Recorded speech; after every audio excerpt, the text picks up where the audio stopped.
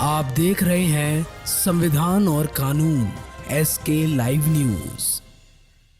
Iran और Israel दोनों ही देशों के साथ भारत की दोस्ती किसी से छिपी नहीं है।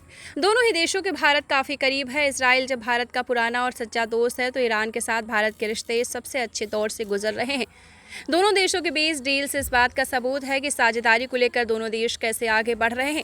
लेकिन इन सब में जब ईरान और इजराइल एक दूसरे के कट्टर दुश्मन बन बैठे हैं तब हमले ज़ोरदार तरीके से बढ़ रहे हैं। सबसे बड़ा सवाल ये उठता है कि भारत किसके पक्ष में रहेगा और उससे भी ज़्यादा पश्चिमी देश क्या करेंगे। अमेरिका ने इजराइल को खुला समर्थन दे दिया है। इसी तरीके से कई और पश्चिमी देश भी खुलकर इजराइल के समर्थन में आए हैं। लेकिन फ्रांस ने भारत की नीति को अपनाया। भारत भी फ्रांस का पक्का दोस्त है, लेकिन फ्रांस ने भारत से एक सबक सीखा। रूस यूक्रेन युद्ध में भारत किसी से दुश्मन के लिए नहीं अपने स्टैंड पर बना रहा। उससे शायद फ्रांस काफ़ी प्रभावित हुआ है। यही कारण है कि फ्रांस के राजदूत इजराइल और ईरान के मामले में भारत के पक्ष के साथ ज़्यादा जाना सही समझ रहे हैं।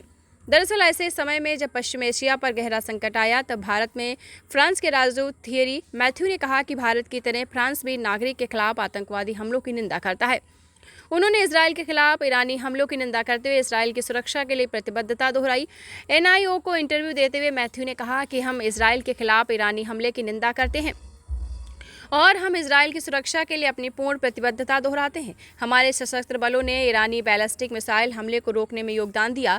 भारत की तरह हम नागरिक के खिलाफ आतंकवादी हमलों की निंदा करते हैं। सभी नागरिक की रक्षा की जानी चाहिए। बता दें कि हाल ही में इजराइल के प्रधानमंत्री बेंजामिन नेतन्याहू के साथ प्रधानमंत्री नरेंद्र मोदी ने फ़ोन पर बात की थी।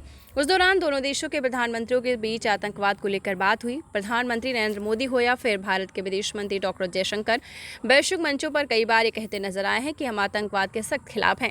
इसराइल जो कार्रवाई कर रहा है वो ये कह रहा है कि इस पर आतंकी हमला हुआ किसी से छुपी नहीं है। पिछले साल इसराइल में घुसकर हमास के आतंकियों ने किस तरीके से आतंकी हमला किया, इसराइल ने बदला लेने की बात को कबूला है।